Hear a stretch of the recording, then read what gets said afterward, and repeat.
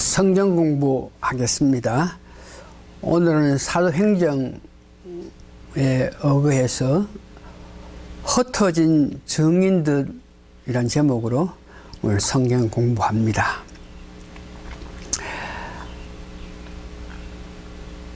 흩어진 사람들이 두루 다니며 복음의 말씀을 전할세.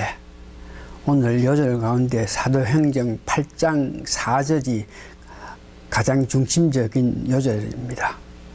흩어진 사람들이 두루 다니면서 복음을 전하게 됐다는 것입니다. 성령님이 임했습니다. 그러면 능력을 받고, 능력을 받았으면 땅끝까지 복음을 전해야 되는데, 실질로 능력을 받고도 전도를 위해서 떠나지 아니하고 그 자리에 안주하면서 있었던 초대교회의 모습입니다. 그래서 그들이 하나님께서 성령님 충만하게 하고 복음을 전하고 위해서 떠나라 그랬는데 떠나지 않는 이유를 보니까 한 4가지가 있는데, 오늘날 교회에서도 그 당시에 떠나지 않고 있었던 그 사람들의 그 마음씨를 보면서 우리도 하는 마음으로 떠나지 않는 그 이유를 보겠는데, 첫 번째 보니까 예루살렘의 거룩한 성이고, 예루살렘은 그래서 지극히 그들이 사랑했다는 것을 말합니다. 그 교회에 대해서 지극한 사랑이 복음을 전하기 위해서 딴 곳을 떠나지 못했다. 그 이유 중에 하나인데, 제가 목회하면서 우리 교단이 침례 교단이지 않습니까? 그래서 침례 교단을, 남침례를 사랑하는 그 마음이 너무 이렇게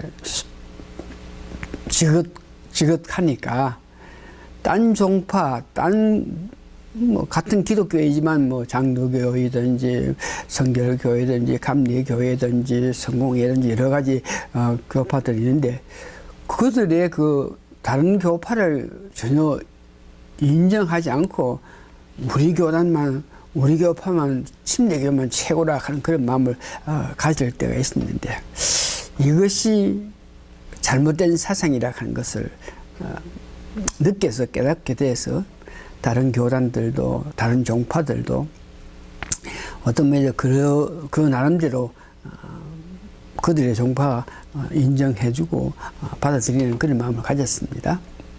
두 번째는 예루살렘 교회에서 그들은 구원의 체험을 했습니다. 그러니까 다시 말해 첫사랑을 가졌다는 것이죠. 그렇기 때문에 그 교회에 대한 깊은 관심 때문에 전도를 위해서 딴 지역으로, 딴 곳을 가지 않고 그냥 모여 있는 것입니다. 그 예루살렘 교회는 세 번째를 보니까 놀라운 기사가 계속 나타나고 있습니다.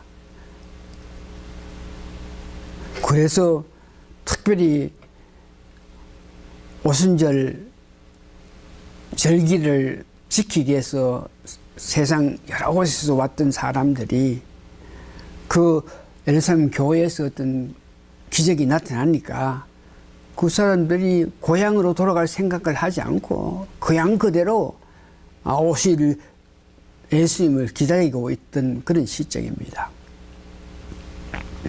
네 번째는 친지와 벗과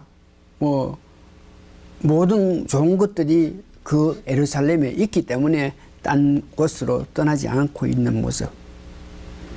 다섯 번째는 만일 딴 지방으로 가게 될 때에, 전도를 위해서 딴 지방으로 가게 될 때에 어떤 모양 이제 그 이방인들과 교제를 해야 되는데, 그런 교제의 부담, 이런 문제로 통해 가지고 그들이 떠나야 되는데, 전도를 위해서 떠나야 되는데 떠나지 않고 예루살렘 교회에 있었다는 것을 이야기합니다.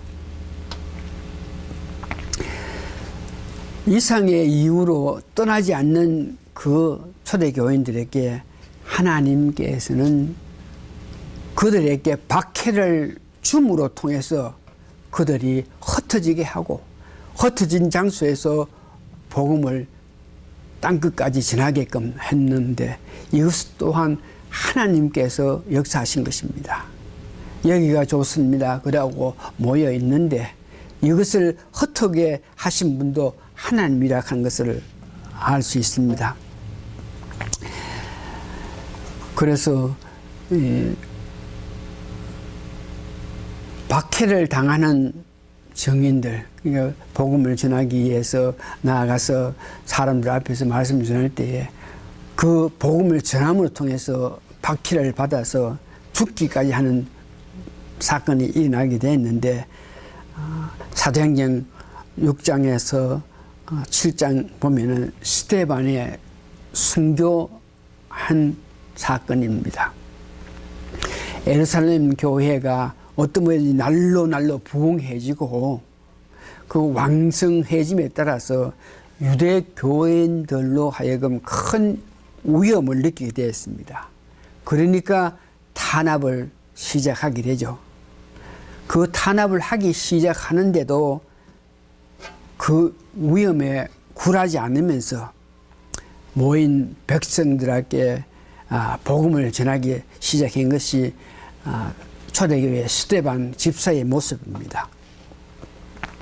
모인 모든 사람에게 담대하게 이 복음을 전하면서 특별히 사도행전 7장 52절에 그 많은 사람이 모인 가운데 복음을 전하는 과정에서 너희들이 오시리라 예고한 자들을 죽였고 이제는 잡아준 자요 살인한 자가 되었다 이 말을 했습니다. 그 말을 들었던 그 백성들이 일어나서 돌로 그를 쳐 죽이면서 그 죽이는 것으로 끝나지 않고 그 여세로 믿는 사람들 심지로 가정까지 가서 그들을 잡아서 뭐 이렇게 핍박을 하는 그런 일들이 일어나니까 사람들이 그곳에 있지 못하고 다른 지역으로 핍박받지 않는 지역으로 사마리아라든지 뭐 여러 군데로 흩어졌습니다.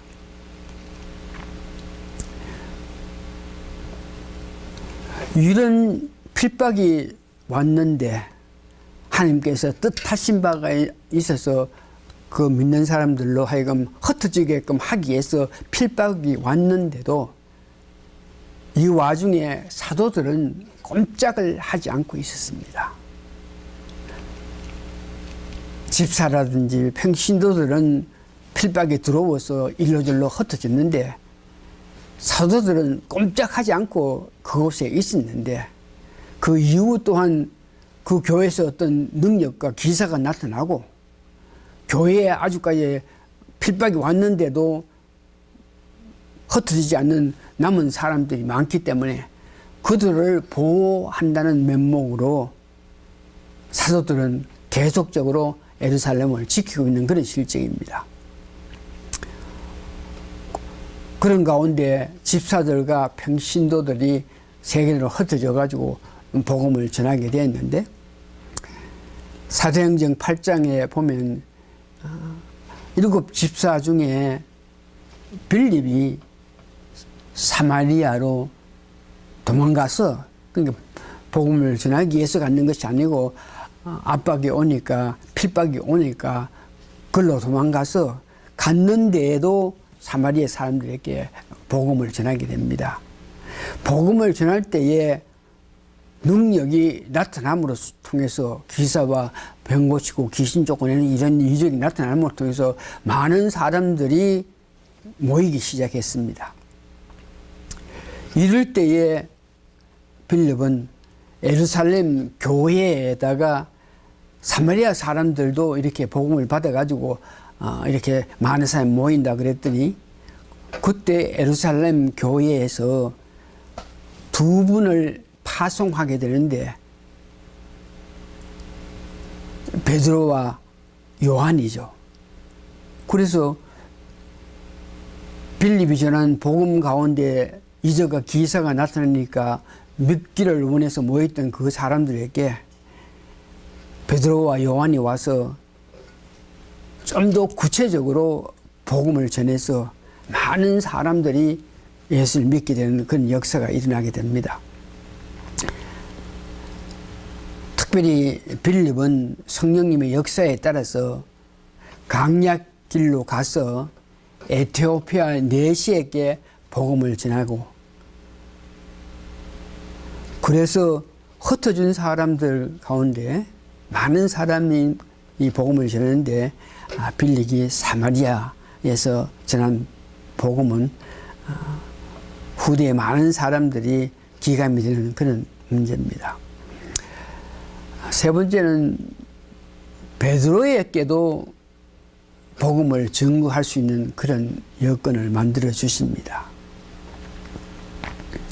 이방인들에게 복음을 전하기 위해서 하나님께서는 베드로와 이방인 백부장에게 항상을 보내주므로 이방 백부장이 다소에 있는 베드로를 청하여서 복음을 듣고 나서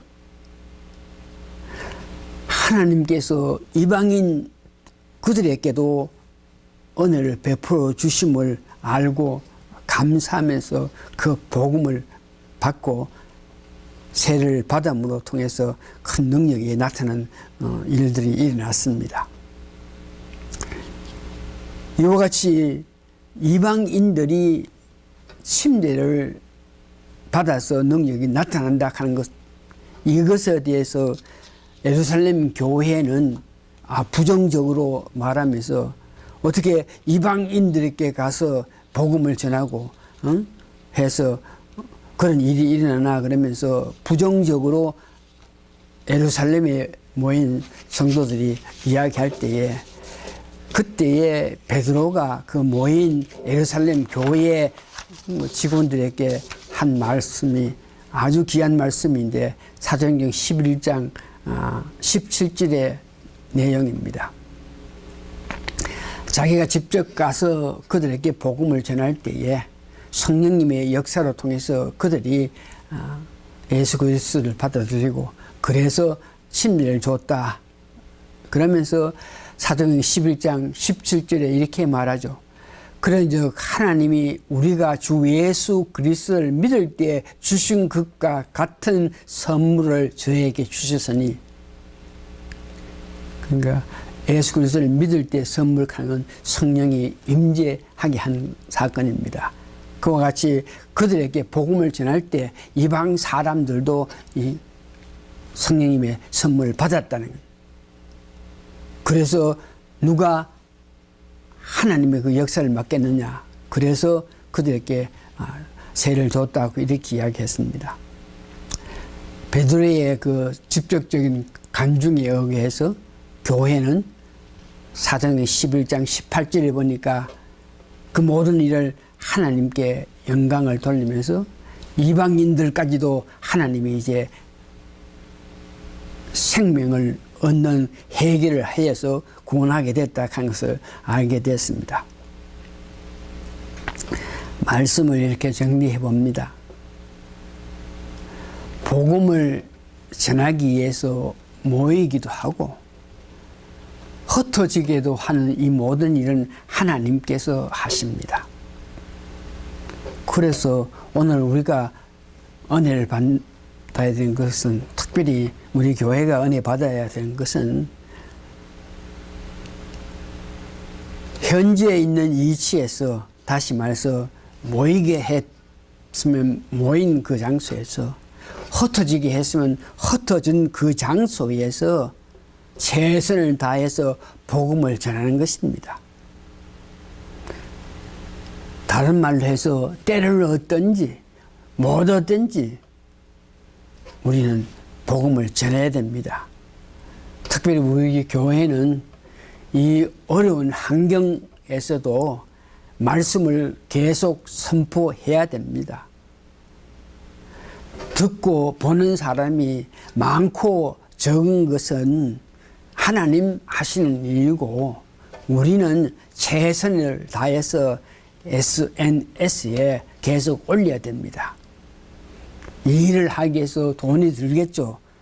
수고가 있겠죠. 그러나 우리는 최선을 다해서 복음을, 하나님 말씀을 SNS에 올려야 됩니다. 적든지 많든지 흩어져 있든지 모여 있든지 관계없이 우리는 복음을 전하는 것에 만족해야 됩니다. 다시 한번 많이 보고 많이 듣고 하는 것은 하나님이 하시는 일이고 우리는 최선을 다해서 열심히 성령님의 도움으로 말씀을 바로 전하면 되는 것입니다. 이 일을 깨닫게 하신 하나님께 감사드리면서 오늘 말씀 이렇게 끝입니다. 기도하시겠습니다.